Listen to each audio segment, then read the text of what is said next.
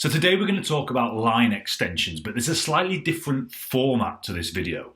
You see, every week in our Facebook group, we have a live question and answer session where basically any members of the group can ask me any questions they want about kite surfing and I'll answer them live on the call. So what I've done is I've taken an extract of that call and plugged it into this video. Why? Because I want to try and entice you guys to come and join us in the Facebook group and ask me your questions on the next Facebook live session that we have.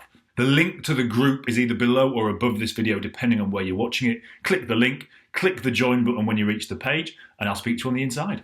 So here we go, talking about line extensions. There was a comment just recently that Michelle asked about line extensions. Just because she was asking, what are they, what do they do? So basically line extensions, what you're doing with line extensions is, let's say you've got 24-meter lines. The line extensions on most bars these days will be the last 4 to 5 meters, and you can remove those 4 to 5 meters, hence turning 25-meter lines into, let's say, 20-meter lines. Now, why would you want to do that? Well, as was pointed out in the group, what happens is think about a river. In a river, where is the flow of water the fastest? Well, it's in the middle of the river. Ever played poo sticks? I just play with mum all the time. When you drop a stick off a bridge and then watch it and see whose stick comes out fastest at the other end. I used to be a master at that because you know the river runs fastest in the middle. Why? Because the banks of the river cause friction. So as the water's passing over the banks, it causes friction, slows the water down nearer the banks. So the water in the middle of the stream is going to be running fastest. The same with the wind. But the wind is passing over the earth, and the earth itself causes friction. So it slows the airflow down. So the wind gets stronger as you get higher up. Now, this is something called gradient wind. And literally over the course of 25 meters, the difference between what you feel on the floor and what the kite is feeling at 25 meters is going to be around about 1 to 2 knots difference. So when you bring the kite down by, let's say, 4 meters, you are reducing what I would call the static power in the kite. What does that mean? Well, it means when the kite is still above your head and not moving, that kite has a little bit less power because it's 3 or 4 meters further down in the wind. The wind isn't passing as fast over the kite, so it's got less static power. Okay, but it's also got less potential power. Now, this is a bit more difficult to understand. And again, feel free to give me any feedback on this in the chat, because I can't get on my screen because this is the technical thing I had at the start of the call. I can only show you my face on this, unfortunately. Sorry about that, guys. But what I'd like to do is draw diagrams of this because it really, really helps. I'm going to have to try and explain it with my arms instead. So here goes. So we've reduced the static power. Hopefully everyone's okay with that.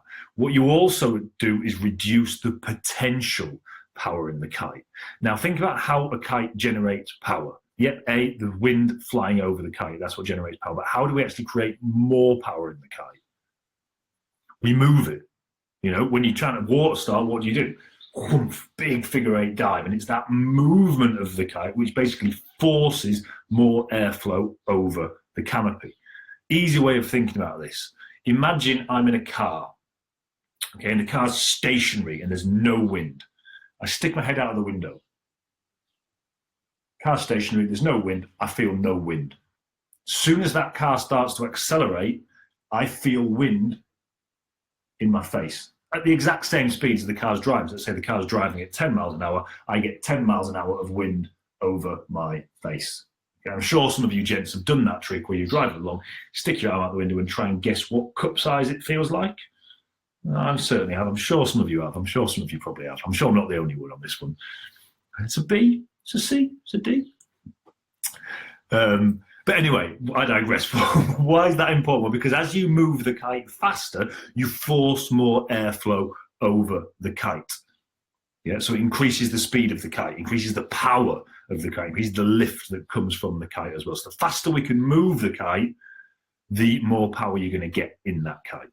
Okay, so because we've got longer lines, let's say on 25-meter lines, we've got more distance in which to move that kite, we can build up more speed simply because there's more space to move it in. So we can build up a lot more speed in the kite as we're actually moving. So a lot more power. We can force a lot more wind over the kite, so accelerate the kite so the kite pulls us faster. So by reducing the length of the lines, we reduce the potential power in that kite as well. So we've got less static power and we can generate less power, less potential power.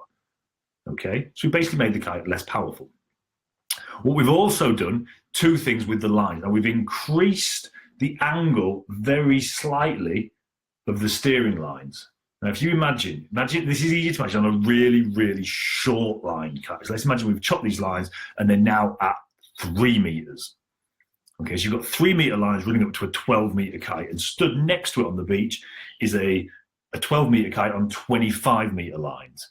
Imagine the angle from the bar to the kite on the 3 meter lines and the 12 meter kite. The angle's going to be like that. So which way? I'll move it this way, like that. On a 25 meter bar, it's going to be much more like that.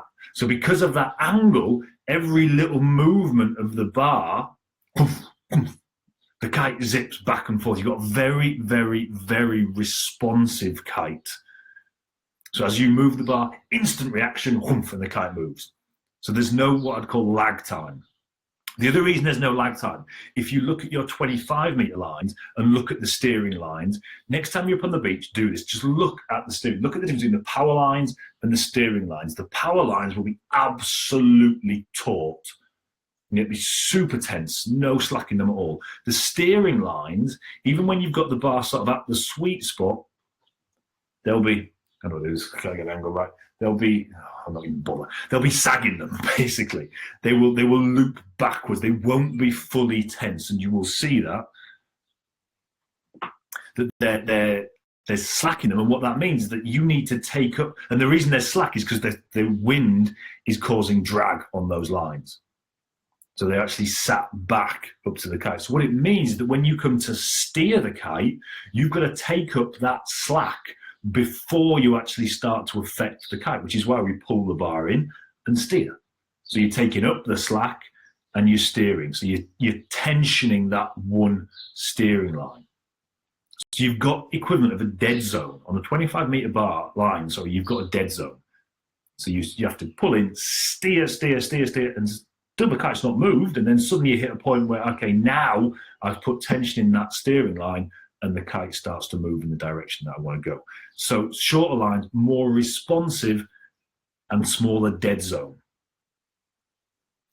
So again, more responsive basically, but instant response. So what have you got? Shorter lines, basically faster turning, less power.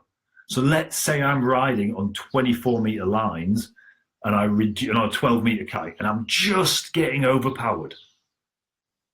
Okay, cool. Go out to the beach.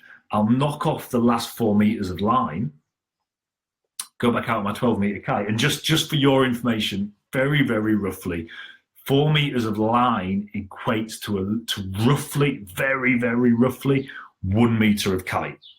So by dropping it down from 25 meter lines to, let's say, 21 meter lines, you have turned it effectively from a 12 meter kite into an 11 meter kite.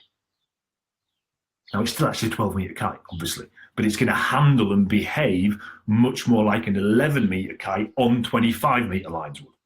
If you see what I mean, it's going to be a bit less powerful, but it's going to steer a bit quicker. Really hope that was useful, guys. As I say, these calls go on every week inside our Facebook group. So why don't you join the Facebook group? The link is in the notes below or above this call, depending on where you're watching it. Click the link, follow us, click the join button in the Facebook group, and I'll speak to you on the inside.